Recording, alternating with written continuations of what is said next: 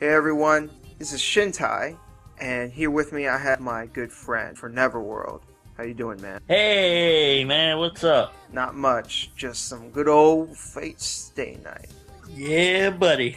We're just gonna discuss Fate Stay Night. Forneverworld recently got into it. We're probably just gonna talk about few things here and there. After finishing the series, how did you feel about it? What was the lasting impression for you? Throwing out every articulate thought as a reviewer and looking at it strictly as a fan and like giving it straight raw emotion, I would have to say it was phenomenal. I think that the thing that struck me the most with this series, like while most people were really into maybe the action, or maybe they were into just the mystery, or you know, the whole, oh, this person is related to that, or whatever the case may be, I was more so enthralled by the romance aspects between Shiro, Emiya, and Saber. That was what really grabbed me. Without going into too many spoilers, that final episode, hands down, just dragged me and really grabbed me. And the best way to put it is like, picture your heart being freaking squeezed by someone's hand, because it just really was incredible. I really loved it. I think that the relationship between Shiro and Saber, the way it ended and everything, it just really, I could pretty much say that it affected me so much that like it's been already over a day and I'm still thinking about it randomly. Like it's still coming to my head like, damn, that was just incredible the way they portrayed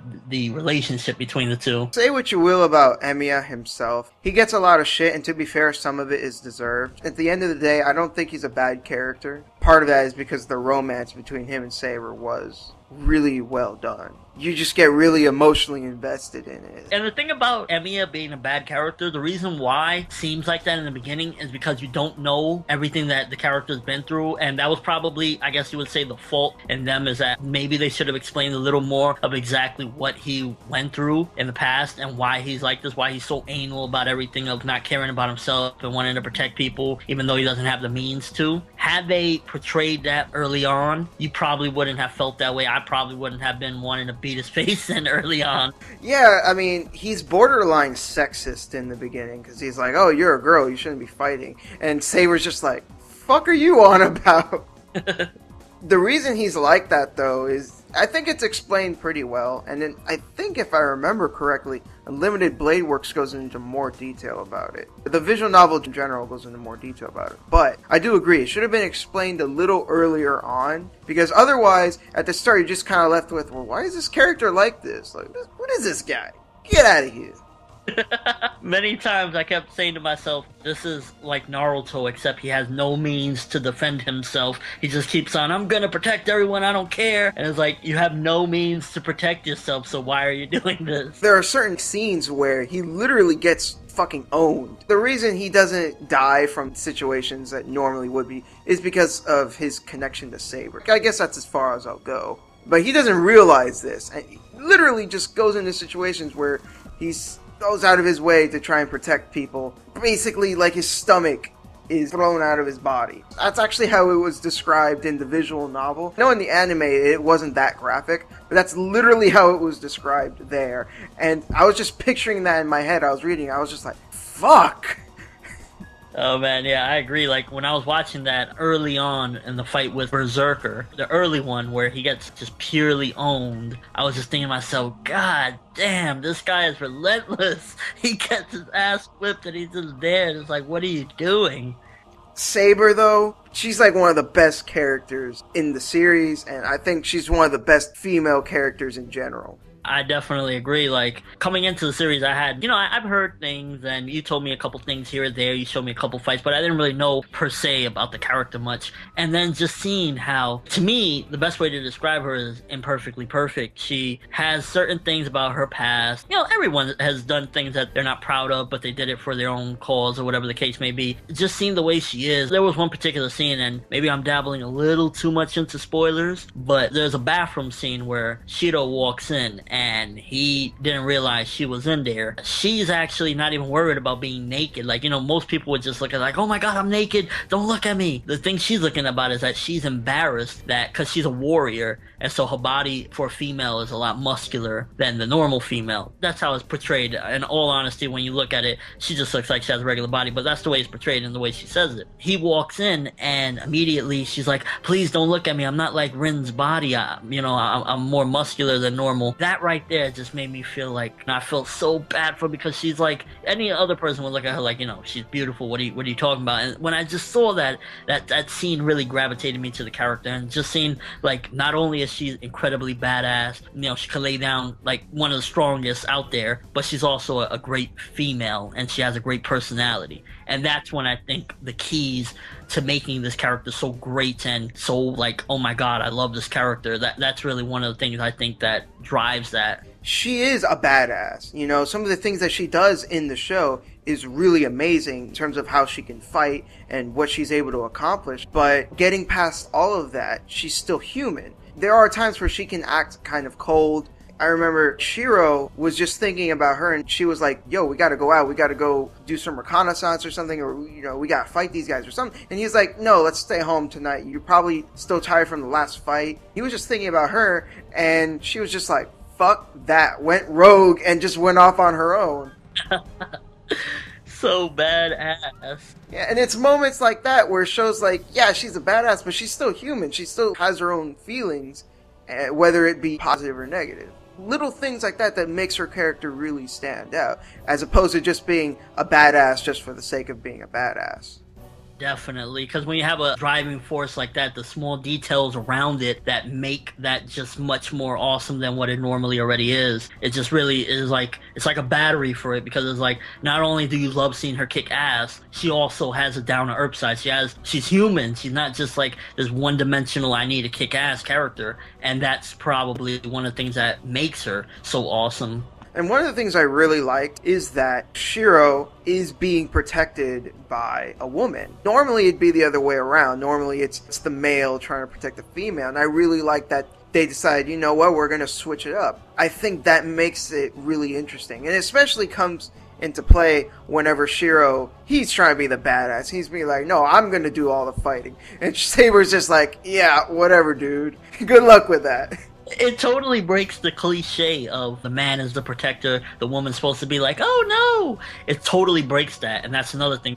I'm sure it's been done, obviously, many times before, but for me personally, going into it, the way they portrayed it, it really felt like it broke molds, like, holy shit, not only is she a female, she's also the protector. She's the knight in shining armor in the situation. Even though, as much as Shido wants to be like, no, you stand back, I got this, he knows he can't. That's what I love about it. At the start, he's resistant to the idea, but eventually he starts to realize, it's way above me, I need her help. Eventually he really starts to depend on her and realizes that he can't do this without her. And he can't just fight on his own. I think it really started to hit him when he tried to fight Ryder on his own. Like, he was in the woods, and he was fighting Ryder.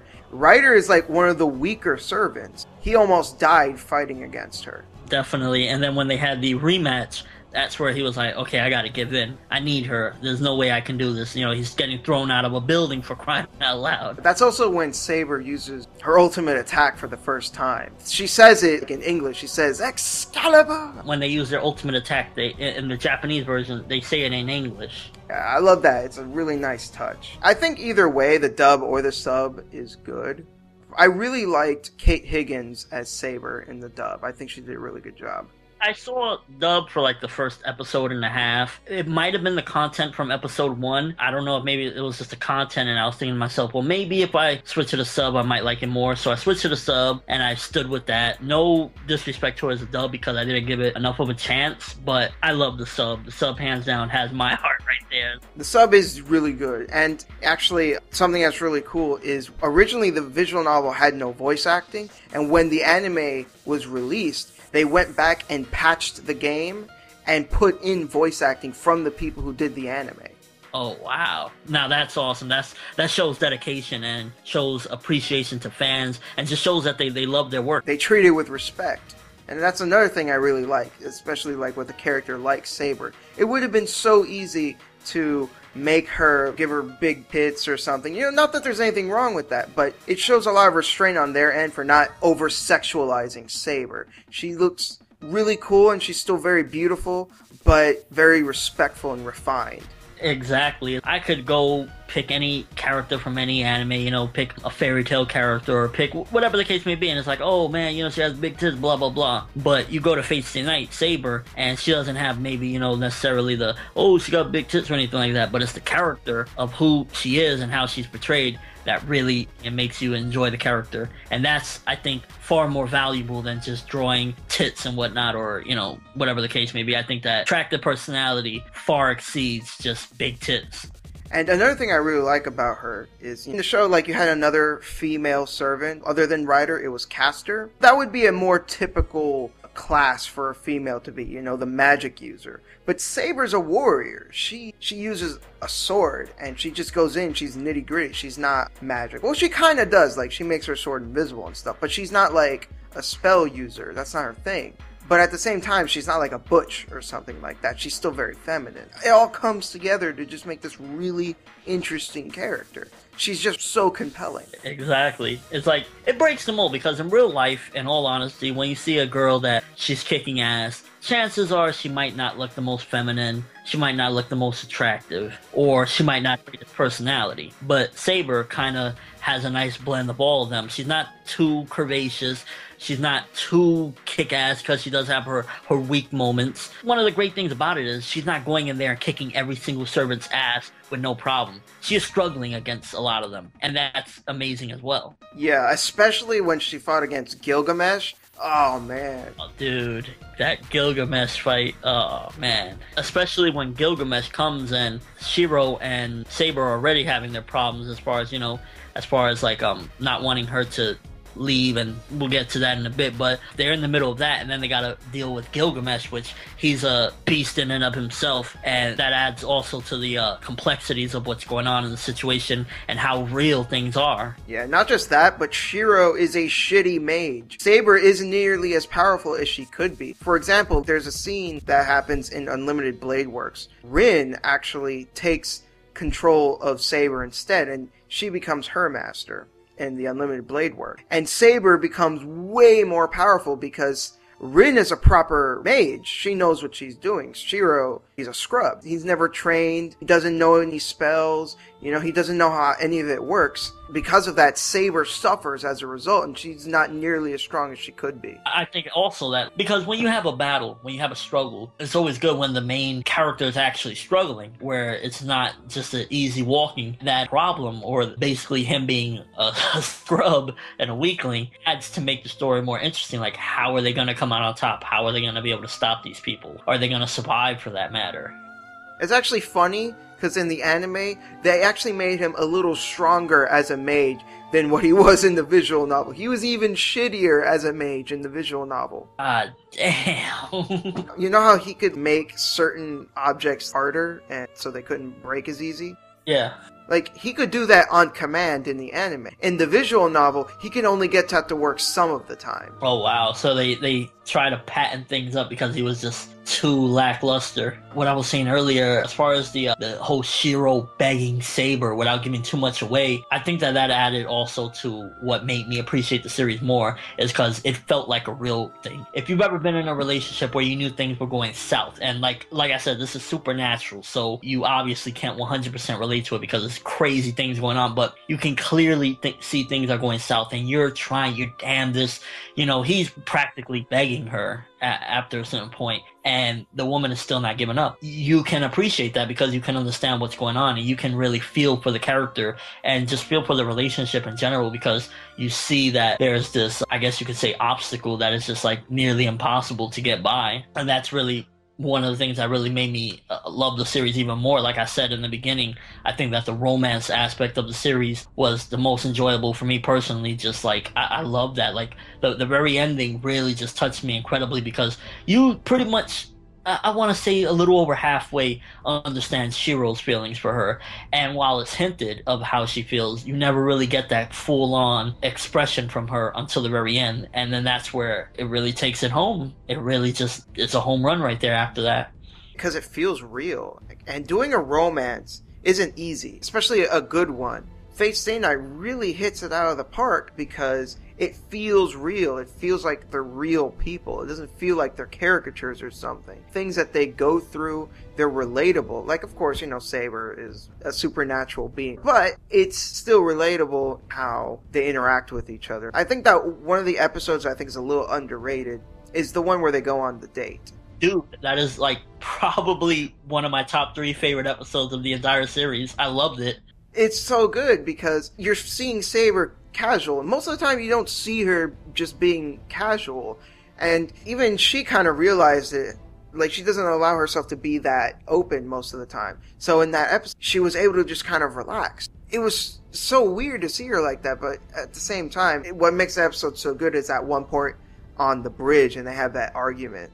Yeah, dude. Oh my gosh, I know exactly what you mean. It's like the symbolism also, the stuffed lion. I don't know if you can recall that. Yeah, I remember it. That's the symbolism of that, and just in general, it felt so powerful because it's a stuffed lion, so it's a teddy bear, and that shows the softer side. But at the same time, it's a lion, a tough, strong-willed beast. And that also represents, it's almost like representing the two sides of Saber, what she wants to do and what she must do. And I think that was just, maybe I'm looking too much into it, but for me, that's what I got from it. Because even at the very end, that's one of the last things that, one of the last visuals, and to me, that really just like stood so strong. And I guess best way to put it is it just showed what it was and the true meaning of their relationship, and it was just great. Yeah, no, you're dead on. Because it's kind of funny, though, because, like, in Carnival Phantasm, which is kind of a parody thing, a lot of times when they show Saber, she's, like, wearing a suit where she's, like, dressed up as a lion. So, yeah, like, that's a joke. It's a parody series, but at the same time, it is basically saying, like, Saber is like a lion. That's, like, her personality is similar to that, and that's why it correlates. Definitely, man.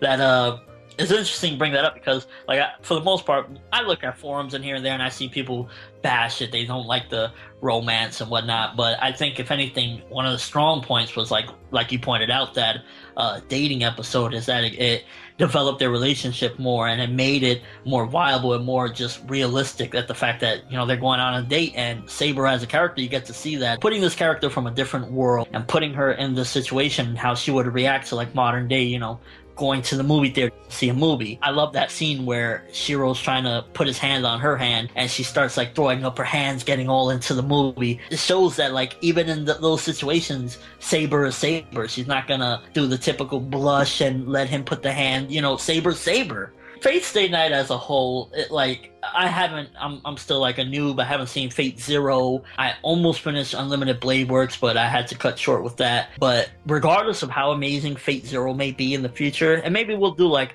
once I finish Fate Zero, me and Shinsai will link up again and do a podcast regarding that series. But I don't think anything could take away from how much I enjoyed and how much I appreciated the series, regardless of how amazing Fate Zero may be. It could be the greatest series of all time, but it will not take away 1 cent, 1 drop of how much I enjoyed the series and how much I appreciated what the author was really trying to relay with the story and the powerfulness of just everything that was related in the series. Fate Stay Night's not perfect, but it's really good. And as much as I love Fate Zero as well, I mean, Fate Zero is one of my favorite animes of all time.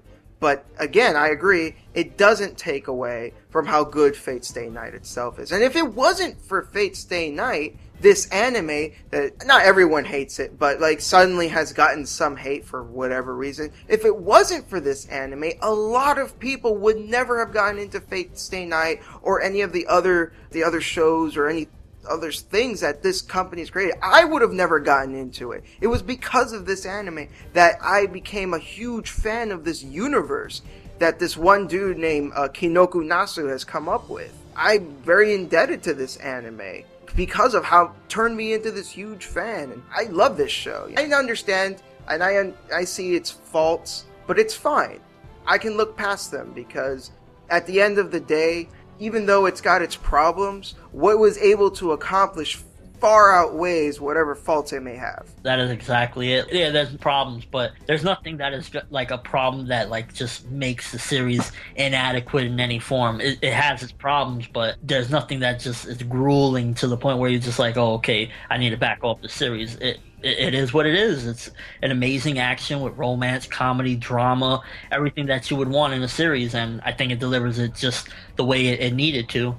And speaking of the action, some people may complain that there isn't enough action in it, but I think that's what makes it good, because you're not always given an action scene like every episode. I think that way, when there is an action scene, you appreciate it more. You may have an episode or two where it's more like progressing the story a bit, so when you do get an action scene, it's like, oh shit, shit's going down.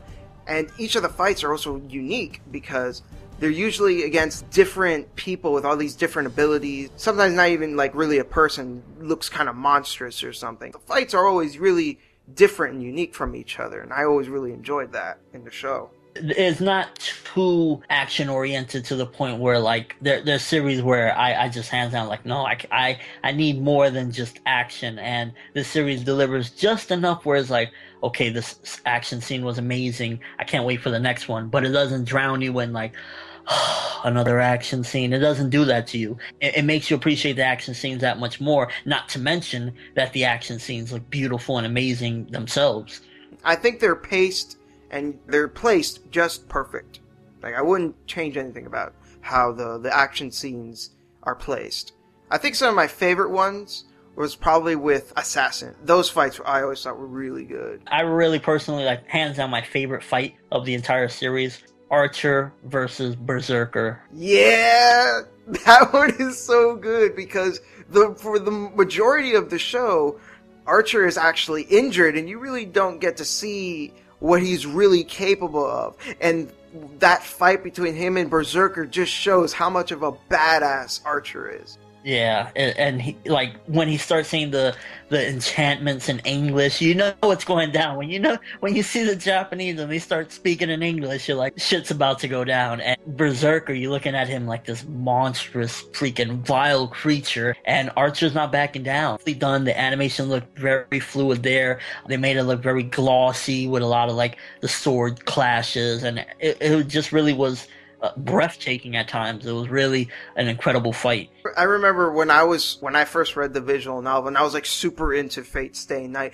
I actually had that chant that he says memorized at one point. Oh man. It's so good. It's like, I am the bone of my sword, steel is my body, and fire is my blood. It's so badass. That's what you call badass right there. It's like just amazing. Any final reactions to the series or final thoughts on it? It's good. I mean, don't listen to what other people say. One thing I would have to say for sure, if you're interested in getting into the series, Fate Zero is a prequel, sure, and starts chronologically first, but it was made after. And I think watching Fate Stay Night first is definitely the way to go, especially since there's one huge revelation that occurs in Fate Stay Night that you find out right at the start of Fate Zero. So I think just all around, it's a better idea to watch Fate Stay Night first. Plus, Fate Zero kind of expects you to know somewhat, not entirely, I wouldn't say you have to, but I'm just saying, like, in general, I think it just works out better if you watch Fate Stay Night first. From the way you're saying it, is like it expects you just to be... It was made with the intention of, okay, you already saw Fate Stay Night, now watch Fate Zero.